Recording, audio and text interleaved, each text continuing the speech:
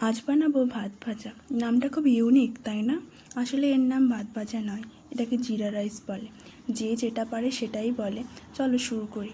কড়াইতে সর্ষের তেল দিয়ে তেলটা গরম হলে ওতে জিরে ফোড়ন দিতে হবে।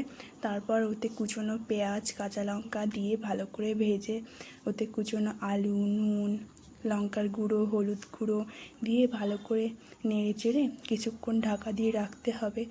তারপর আলুগুলো যেই ভেজে ভাজা হয়ে আসবে, ওতে একটা দুটো যে যতটা পারবে ডিম ফাটিয়ে দিও। কটা রসুনের কোয়াও অ্যাড করো, খুবই ভালো লাগবে, আমিও করেছি। ওতে ভাতগুলো দিয়ে ভালো করে নেড়ে চেড়ে, আমি একটু ঝাল বেশি খাই তাই ঝাল দিয়েছি, তোমরা যে যেমন খাও তেমনই দিও, বেশি ঝাল দিও না আবার। পরে আমি একটু তেলও অ্যাড করেছিলাম, তেলটা আমার একটু কম লাগছিল, সেই জন্য তোমরা অল্পই দিও, বেশি খাওয়া ভালো না তেল। তারপর ভাতগুলো ভালো করে নেড়ে চেড়ে সার্ভ করলেই রেডি। এবার সবাই ভাবছো ঠিকই কেমন হয়েছে রান্নাটা, সেটাই তো বলা হলো না। ঠিক আছে, শুনে নাও কেমন হয়েছে রান্নাটা।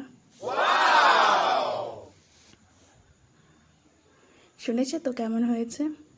একদমই